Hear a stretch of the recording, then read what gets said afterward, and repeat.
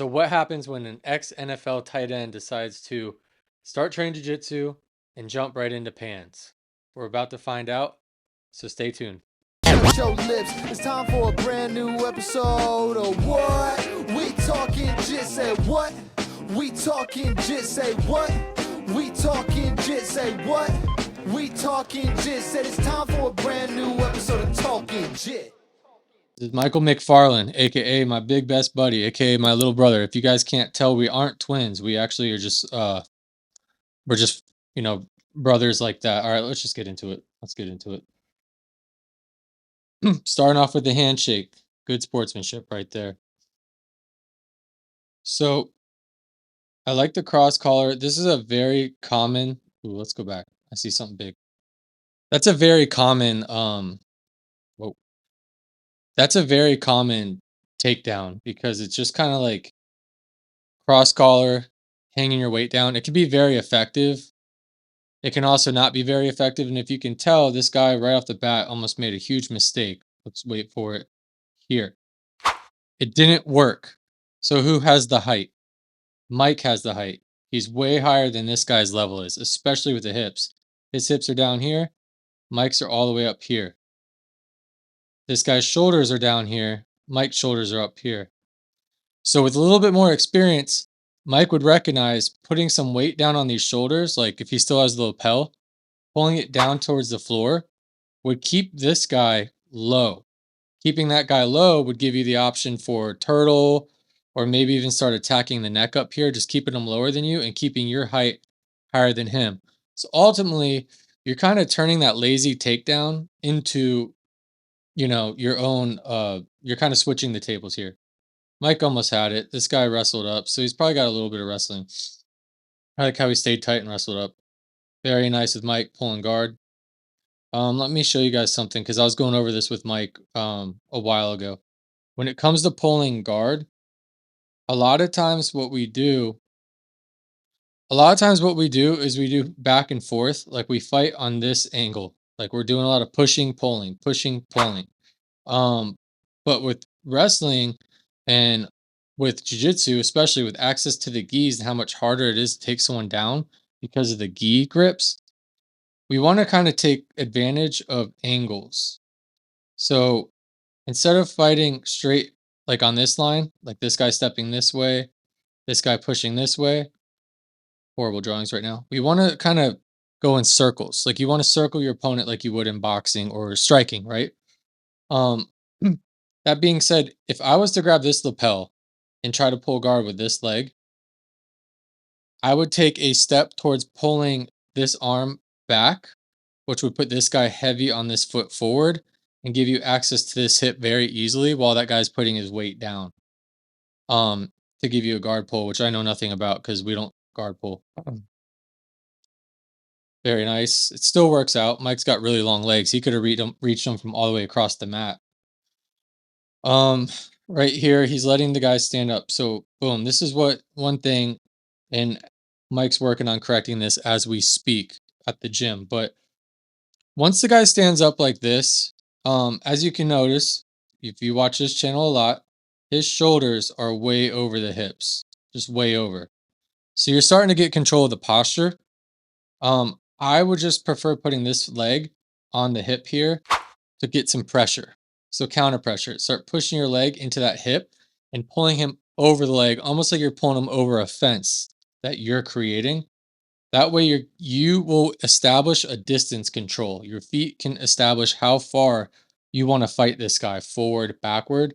But you can also hunker this guy's shoulders over his feet. And if you got any logical sense to, you'll notice that having your shoulders forward does not feel comfortable, especially when you got a wedge almost picking you up. So I wish Mike would have started establishing some distance control with his feet on the hips rather than kind of abandoning it, because now this guy has the opportunity to start towering over Mike. And I kind of call it like stacking Mike from the guard, He's kind of doing it here. Mike was going for more of like the hooks, which is great. But the hooks also work with what we talked about earlier. There we go. We're pushing distance right here. That's nice. Okay. Let's go back. So if you notice right here, Mike is actually doing a good job using this foot as like a hook or distance. Like we said before, he's kicking this leg out, trying to spread this guy's base as wide as possible to help him with sweeps or entries or whatever you want to set up. There's a whole lot of stuff. This guy did the right move. He grabs Mike's ankle and pushes it down. By grabbing Mike's ankle and pushing it down, he's disarming that distance control and kind of opening up his own lanes without any resistance. That is when the guy on the bottom needs to counter by getting this leg that's not doing anything involved, aka maybe sticking it up through here behind the leg, which will also kind of lock him in, lock this guy's hips in, and give you that extra little control. While this guy's fighting this leg, you're shooting this leg in and wedging it. That'll also give you a strong hook and help you recover. So as you can see, disengaged. Mike doesn't have anything engaged. Mike's hips are moving to this guy's pace now, right? Still staying alive. Very nice. Nothing's engaged down here really strongly. So I would like to see like a shin on shin. This is good right here. See how there's nothing touching? It's there, but it's not doing anything, right? Like this leg Mike needs to come up towards his crotch and lift him. Threaten something, some sort of pressure. Lift him, push him, pull him, and then maybe get this leg involved next, wrapping it around to like an X guard. Are we out of video? In the video. Pause. There's a problem with the video. So moving on to later in the video here. More of the same. This is what I would love to see. We've got the grip. We've got this guy kind of looking for a way out. It's pretty obvious that he feels locked in and threatened. These legs can start opening up and either, well, here, we have two options. You can start going for a high mount or you can start going for a high guard, which means basically taking these legs, opening them up and climbing. So you're going to kind of waddle like pummel. So this one will go over. This one will go over. This one will go over even higher. This one will go over even higher. And you'll do that until these legs are over the shoulders, like a guard like this. And that's high guard. And the cool thing about that is if you got these controls right and this guy's arms never make it inside, you'll have his arms straighten out. You'll actually have access to double arm bars and all sorts of stuff. You can even swing for like the legs, especially with the length Mike has here. So climb to high guard or pull this damn lapel down to keep that posture, keep pressure on the posture. Put these feet on the hips. And again, work our distance and set something up. Keep this control, pull this lapel down. You got an arm under control, you got the posture under control. Now you can start putting the feet out and start setting stuff up and getting more aggressive and making this guy feel like he's falling behind fast. In a tournament like this, you want him to feel like he's falling behind as much as possible, as quick as possible, because you want to take every bit of hope out of his head and every little bit of confidence as well. He's kind of doing it here. This was great. I know I keep stopping, but there's a lot to learn. This is great. But if you see the hips off the floor and all this distance, not really the best, you know? Right here, Mike has access to even let go and work his like single leg X, his shin on shin, start taking control of the legs. I love the posture here. Straight arm, posture's broken, and he's still got that grip and he's still got this grip. So I really do like what's going on up here. It's just down here. We need to make sure we're activating the legs as much as we're activating the arms, right? So again, this is where you could go with your feet on the hips, or you could drop your feet to start hooking these legs and start taking control of the bottom half of the body while you got the top half of the body locked down. This guy should be playing catch up right now. So let's see what happens. He drops down. That's good. He goes for the legs. Great.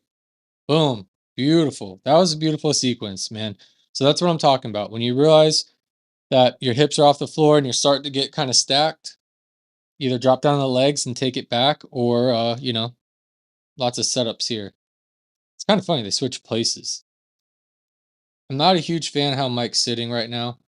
Um, I'm sure you've seen this in my videos before, but I rather worry about these legs before I'm worrying about up here if I'm on top, right? Yeah, sometimes you can grab the lapel and pull them in tight. So, especially if they're like hunkering you down or whatever, you can kind of pull them in tight to give you space to get a knee up in here. But I rather this knee on the outside, putting pressure on the butt to either come inside the guard or on the butt to kind of put pressure on the back of the guard, right? So we either want to put a wedge to start putting pressure on the lock of the guard, or we want to slide the knee up in between to shut down all this guy's like entries and stuff he's working on. So we need to leave the top part alone and start fighting the legs and beating the legs, in my opinion. Or bring this knee here. Put pressure here. Try to make your opponent's knees touch. Like, yeah, especially right here. Back out of those hooks and go around, especially with Mike's length here. Grabbing these knees would do wonders. Here we go. Drag the knee through. So this is a typical spot too. Kind of like hunker down half guard. Mike's a big boy and he's very strong. Like I said, ex-NFL player. He's still got a lot of that dog in him. Oh, we need to shut down that wrestle up. And yeah, fortunately, we let him back in the game doing so. And that's a lot of points, seeing how he got side control. Now look at Mike's hips right now, too. Mike's hips are facing. Pause. Mike's hips are facing this direction. Okay.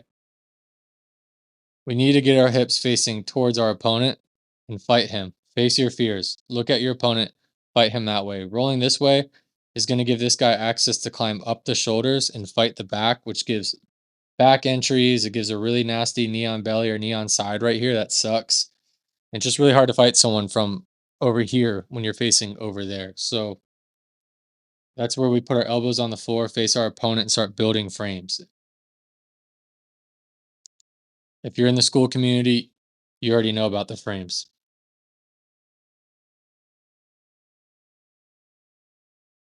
Action pose. Action pose right here. Look at that. Looking like an anime character calling the shots. Let's go. If you enjoyed the video and got something out of it, leave a comment down below. Let me know if you learned something. Let me know if you saw something that I didn't. And I'll catch you guys on the next one. Also, if you check the bio in my YouTube, I do have a link to my school community. Feel free to hop in there, ask questions, share YouTube videos, crappy Instagram things. It's just a free community for everyone to ask questions, talk to other jiu-jitsu practitioners who want to learn how to get better. And I'm here to help you guys coach, and I'm here to build a community of jiu-jitsu friends and help out as much as I possibly can. Quick little interruption. I know you rolled today and you left and did not ask that question because your blood was pumping, adrenaline going, and you were too tired to ask. So I made an app, Acai, aka ASAI. It's a journal app for BJJ connect to the database that I made, where you can type in your session, questions, or what even went well. The app will use the AI to analyze your role and your training session for the day, give you a complete summary. It'll give you corrections to be made, drills, and much, much more. You can also add goals to your week. So hop in while the beta's up and the app is free and check it out.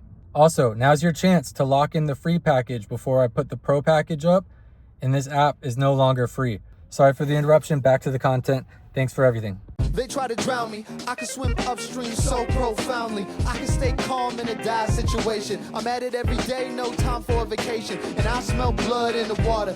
Everything I do, yeah, I do it for my daughters. Now I'm gonna shut your lips. It's time for a brand new episode of What? We talking jit, say what? We talking jit, say what? We talking jit, say what?